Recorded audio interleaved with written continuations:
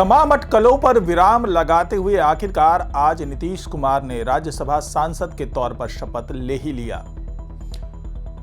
हालांकि इसमें कहीं कोई दो राय नहीं थी कि वो शपथ लेंगे, लेकिन यह जरूर था कि उसके बाद वो क्या करेंगे। क्या वो तुरंत इस्तीफा देंगे? क्योंकि पहले से ये बात भी चल रही थी कि खुद बीजेपी चाहती कि वो कुछ दिन अपने पद पर बने रहें, लेकिन उन्होंने इस अटकल पर भी विराम लगा दिया कि भाई मैं 3-4 दिनों के अंदर मैं इस्तीफा दे दूंगा। यानी ये तय हो गया है कि वो इस्तीफा दे देंगे, लेकिन कब देंगे, कैसे देंगे। और इस बीच में जो एक बड़ा सरप्राइज बीजेपी की तरफ से दिया गया, हालांकि राष्ट्रपति ने इस सरप्राइज का खुलासा किया जब हरिवंश नारायण सिंह, जो कि जेडीयू के पहले राज्यसभा सांसद थे,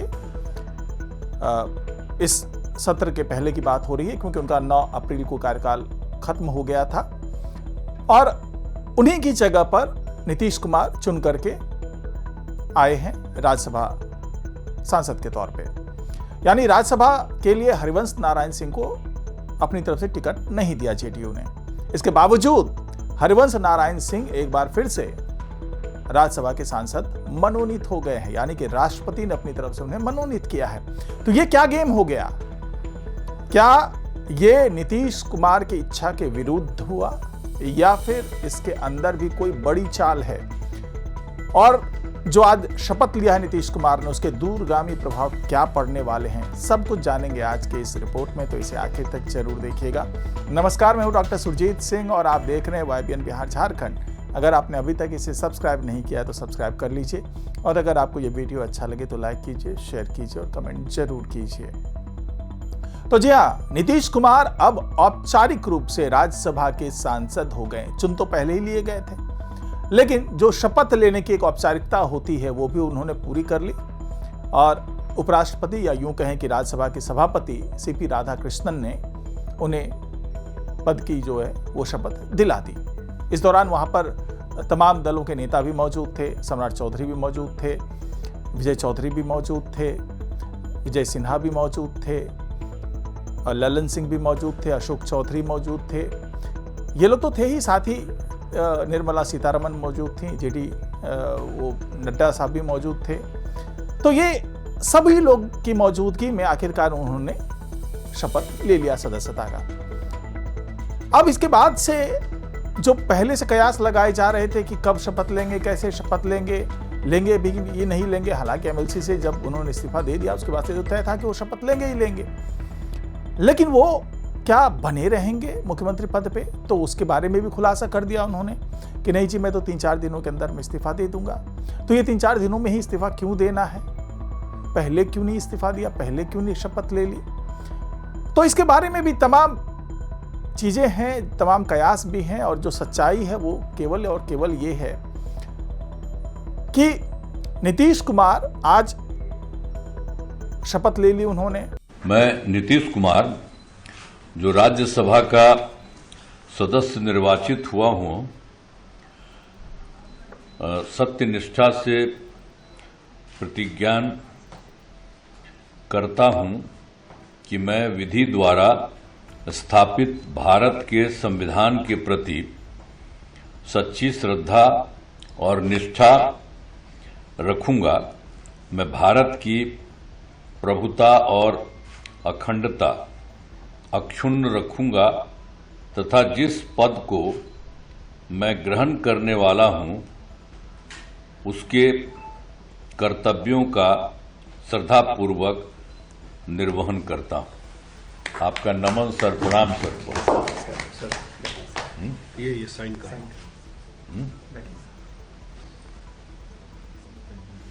क्या किसी से इसको नहीं कुछ करना, इससे साइन उसमें भी तो करना पड़ेगा। नहीं, इसमें नहीं।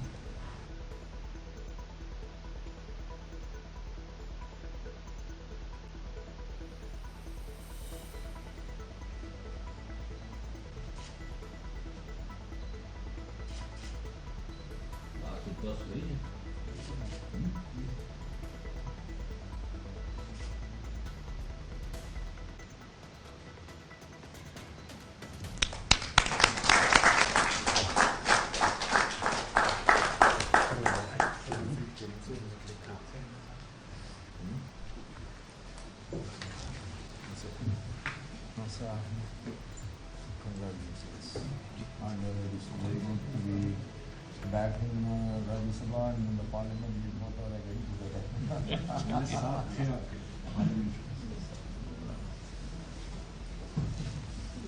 Come, हो गया ना। come, we'll take some photo.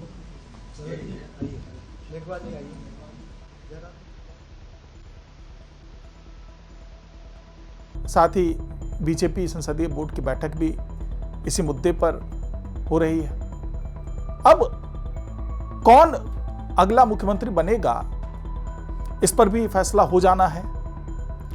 सब कुछ अंदर खाने चल रही है चीजें, ऐसा नहीं है कि कोई नई बात निकल करके सामने आएगी, बल्कि सब कुछ अंदर खाने चल रही है। हालांकि सरप्राइज मिलने की बात की जा रही है, लेकिन जिस अंदाज में नीतीश कुमार के साथ में सम्राट चौधरी आते हैं, उससे ये बात लगभग साफ हो गई। ललन सिंह भी साथ में थे, तो ये बात तो लगभग साफ हो गई है। हालांकि इस पर आधिकारिक पुष्टि नहीं हुई, मुहर नहीं लगी है, लेकिन यह तय है कि भाई सम्राट चौधरी अगले मुख्यमंत्री हो सकते हैं। अब सवाल ये उठता है कि 3-4 दिनों में ही इस्तीफे देने की क्यों बात हो रही है। तो दरअसल पहला कारण एक धार्मिक कारण आप समझ सकते हैं कि 14 अप्रैल तक खरमास है, तो तब तक नए मुख्यमंत्री पद का हो सकता है, नए मुख्यमंत्री के नाम पर उनका मतलब ऐलान न किया जा सके, उनको शपथ न दिलाई जा सके, क्योंकि एक मान्यता भी है कि खरमास में बहुत शुभ कार्य नहीं किए जाते हैं। तो खरमास के जस्ट बाद हो सकता है, क्योंकि ये जरूरी भी इसलिए हो जा रही है क्योंकि 16 अप्रैल से संसद का विशेष सत्र शुरू होना है और उसमें नीतीश कुमार की मौजूदगी भी रहेगी।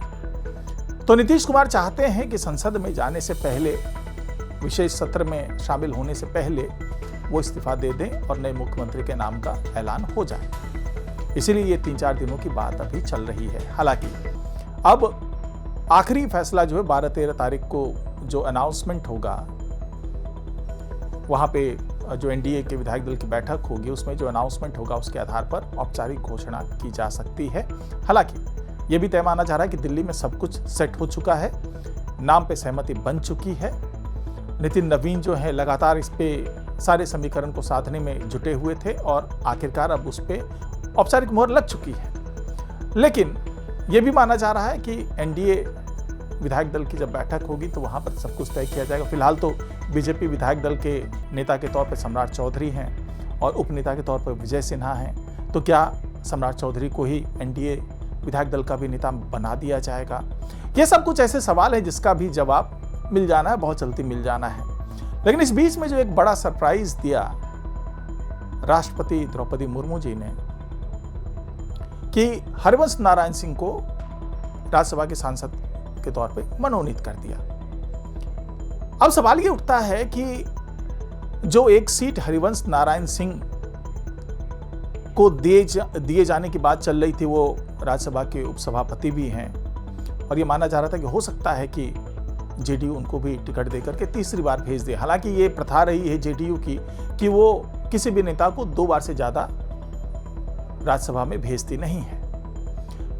तो इसकी बात अगर हम मान लें कि भाई ऐसा कुछ रहा होगा, इसके कारण हरिवंश नारायण सिंह को टिकट नहीं दिया गया और 9 अप्रैल को उनका कार्यकाल खत्म हो रहा था और उस टिकट पर खुद नीतीश कुमार चुन करके राज्यसभा पहुंचते हैं, तो यहां पर एक तरीके से मतलब 2 तरह की बातें आ रही है। पहली बात ये आ रही है कि क्या ये बात पहले तय हो गई थी कि नीतीश कुमार चुन करके जाएं और हरिवंश नारायण सिंह जिनको की टिकट नीतीश कुमार के कारण नहीं मिल रहा है तो उनको मनोनीत कर लिया जाए, या फिर जैसा कि एक दूसरा भी कयास है वो ये है कि 2022 में जब नीतीश कुमार महागठबंधन के साथ गए थे, तेजस्वी यादव के साथ आरजेडी के साथ मिलकर के सरकार बनाई थी, तो उस वक्त इस फैसले से बहुत ज्यादा खुश नहीं थे हरिवंश नारायण सिंह और वो अपनी पार्टी लाइन से थोड़ा अलग हो चुके थे। हालांकि नीतीश कुमार के बहुत नजदीकी माने जाते हैं वो, लेकिन उस घटना के बाद से ये भी बताया जा रहा है कि वो नजदीकी जो है, जो आपसे रिश्ते अच्छे हुआ करते तो उसमें थोड़ी सी कड़वाहट आ गई थी। शायद यही वजह थी कि इनको तीसरी बार कार्यकाल दिया नहीं गया। तो अब जो कैलकुलेशंस बने और जिसके आधार पर राष्ट्रपति द्रौपदी मुर्मू ने उनको मनोनीत कर दिया, तो ये तो बात मानी जा रही है कि भाई बीजेपी की इच्छा रही होगी, पीएम मोदी की इच्छा रही होगी, क्योंकि पीएम मोदी ने जिस तरीके से उनकी तारीफ की थी और ये कहा था कि भाई इनकी राजनीतिक पारी अभी खत्म नहीं हो रही, क्योंकि 9 अप्रैल को उनकी विदाई हो रही थी। तो उस वक्त संकेत दे दिया था पीएम मोदी ने कि इनकी राजनीतिक पारी का अंत नहीं है, इनको आगे और भी काम करना है। लेकिन ये नहीं बात पता थी कि इनको मनोनीत कर दिया जाएगा। हालांकि जो गजट जारी हुआ है उसमें साफ साफ कहा गया है कि चूंकि इससे पहले एक मनोनीत जो राज्यसभा के सदस्य थे, पूर्व मुख्य न्यायाधीश रंजन गोगोई साहब, वो रिटायर हो गए। उनके रिटायरमेंट के कारण जो जगह खाली हो रही है, उसी जगह पर अब हरिवंश नारायण सिंह को मनोनीत किया जा रहा है। तो इस मनोनयन के बाद में हरिवंश नारायण सिंह एक बार फिर से राजनीतिक पारी खेलने के लिए आ चुके हैं और नीतीश कुमार के साथ वो भी नजर आएंगे राज्यसभा में। तो क्या इसमें नीतीश कुमार की सहमति ली गई थी या नहीं ली गई थी? क्या नीतीश कुमार इसे नाराज हो सकते हैं कि भाई जिनको हमने टिकट नहीं दिया या जिनसे हमारा बहुत अच्छा रिश्ता नहीं है, उनको आप लेकर के आ गए? तो क्या संदेश देना चाह रही है बीजेपी? क्योंकि ऐसी ही घटनाओं के चक्कर में 2022 में नीतीश कुमार बीजेपी का साथ छोड़कर के महागठबंधन के साथ जुड़ गए थे। उनको ऐसा लग रहा था कि ये हमारी पार्टी में फूट डालना चाहती है बीजेपी। लेकिन कालांतर में सारी चीजें अलग होती गई, फिर बात समझ में आई कि नहीं, ऐसा कुछ नहीं है। तो क्या इस घटनाक्रम से एक बार फिर से नीतीश कुमार के मन में खटास पैदा हो जाएगी? खैर, ये तो आगे की बात है, लेकिन फिलहाल जो सारा कैलकुलेशन चल रहा है वो यही चल रहा है कि नीतीश कुमार वापस बिहार लौट रहे हैं और बिहार में वो अनाउंस करेंगे कि किस तरीके से आगे बढ़ा जाए। विधायक दल की बैठक होगी एनडीए की, उसमें विचार विमर्श किया जाएगा, दिल्ली से पर्यवेक्षक भी जाएंगे। हालांकि ये माना जा रहा है कि ये सब कुछ अब लगभग औपचारिकता ही बची है और नाम पर लगभग सहमति बन गई है और आने वाले समय में उसका अनाउंसमेंट कर दिया जाएगा, बता दिया जाएगा कि कौन अब सीएम बनने वाले हैं बिहार के।